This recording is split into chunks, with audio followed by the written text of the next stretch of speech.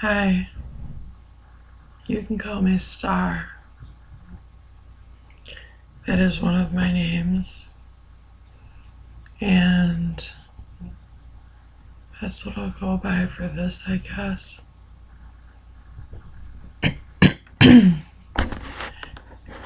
I want to talk about religion and spirituality.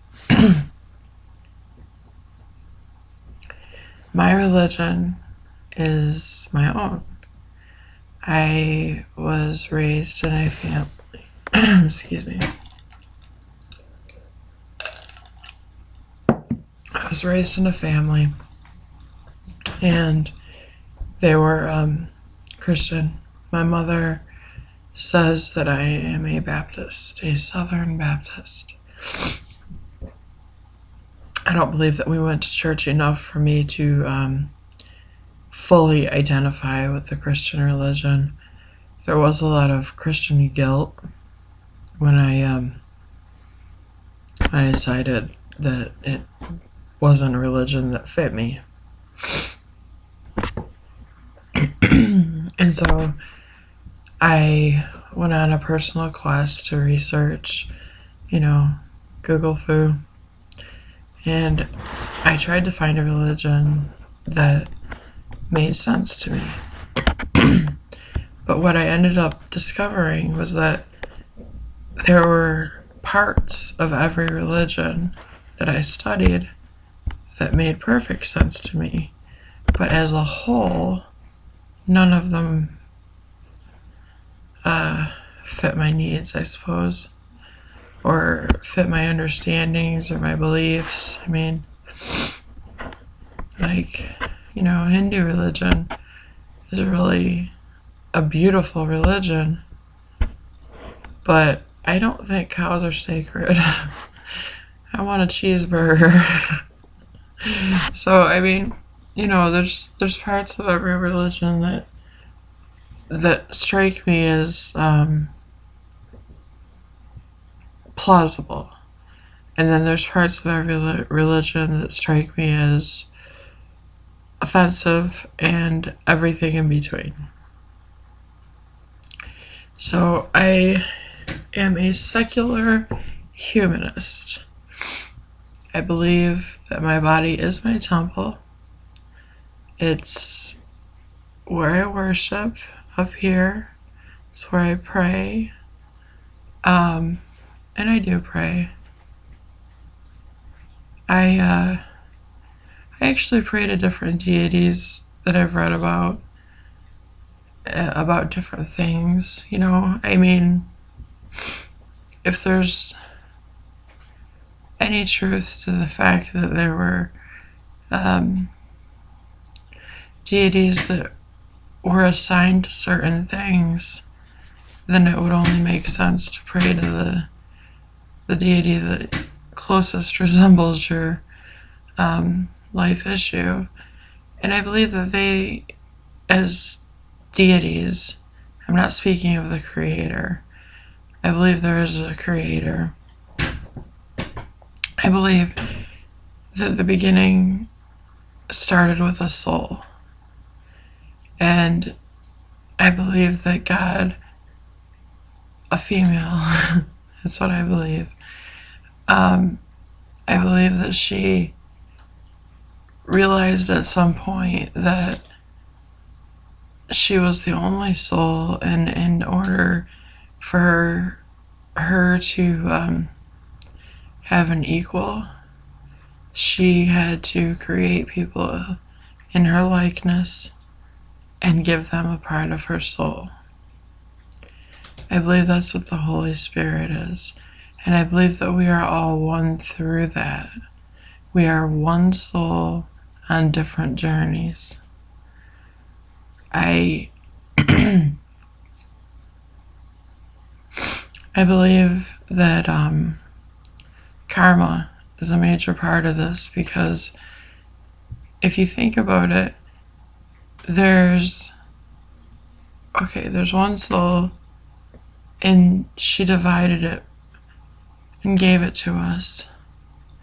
But of course hell exists, because if you've taken her soul through the ringer and done shitty things with her soul, she's not gonna let you slide on that, because you're not just doing it to yourself. You're doing it to the people you affect, the humans, and you're doing it to her.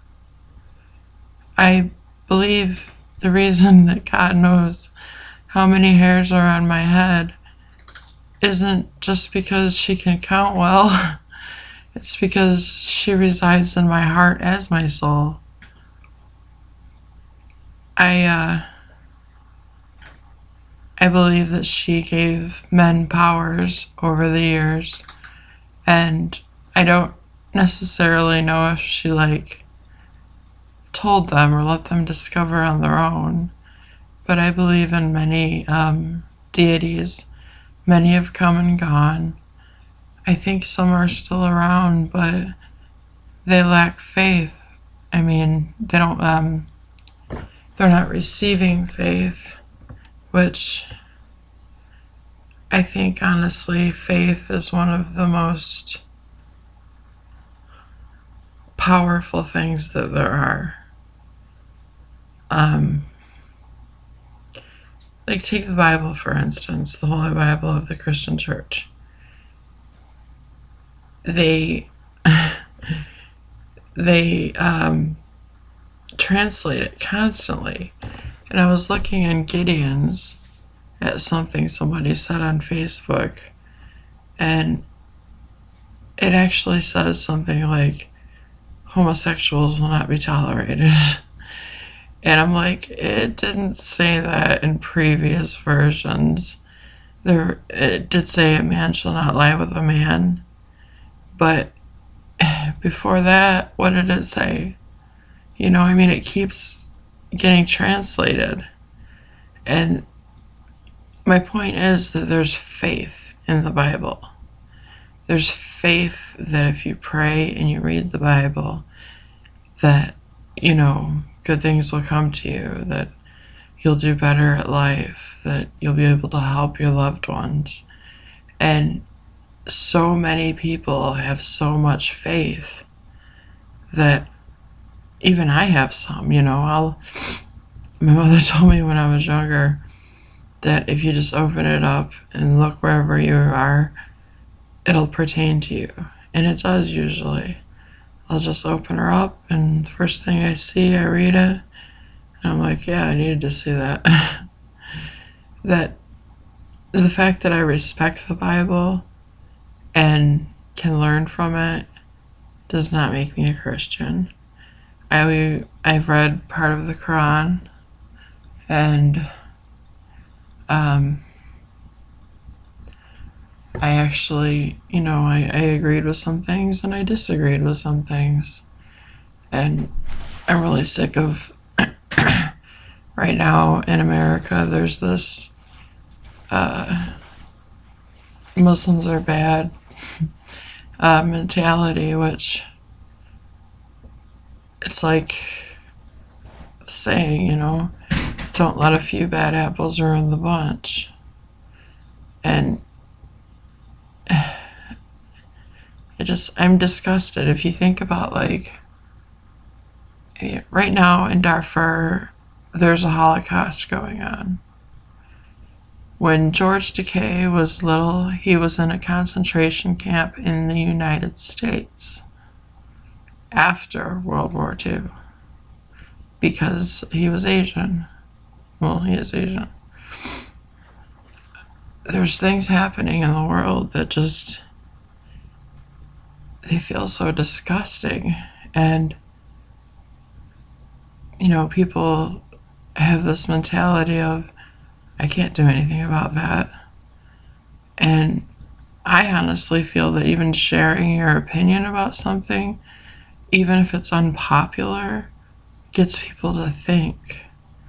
And I want people to think about their lives and what they're doing with them. I want to say things that inspire thought.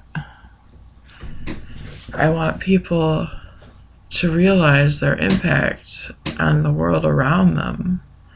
You know, if you go through your day being a total jerk, you're not just being a jerk, you're affecting everyone you encounter. And, like, you know, even if they're in a good mood, if you do something jerky to them, that's gonna freaking harsh their mellow for a while, you know? Hopefully only briefly, but people need to measure and keep track of their impacts upon the world. You know, like, I'm having I'm having an interesting issue. I will not throw away foods that are biodegradable. The only foods I really throw away are meats, their bones, and dairy products. Everything else can go in the garden. And I want to start a compost heap, but my landlord does not want to start a rat infestation, which I fully understand, believe me. So I've been putting my little like eggshells and onion peels and that kind of thing into a jar with some water. And I heard about doing this before. One of my teachers said that if you crushed a bunch of eggshells into a jar and filled it with water and just shook it a few times, that it would be one of the best fertilizers you've ever had. Which I put it on my plant, my dying plant. I hope that it'll like it. But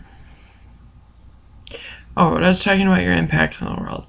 I read somewhere that if you put a banana peel into a plastic bag that makes it into the dump, the trash heap, that banana peel is going to take about 50 years more than it to do biodegradable, to biodegrade, to fall apart. Whereas if you just put it in the backyard, and I mean, even if you buried it or whatever, it would no more than 3 years and it would be gone. And so we're looking at like 53 years versus 3 years. And personally, I feel like, well, if there's going to be rats, we might as well feed them. But you don't want to attract them to your home, and I understand that. But I guess I'll just keep making my jars of fertilizer, and the lady and I are planning on gardening this spring, which is coming up soon. I'm going to make basically a privacy fence with sunflowers. It's gonna be cool.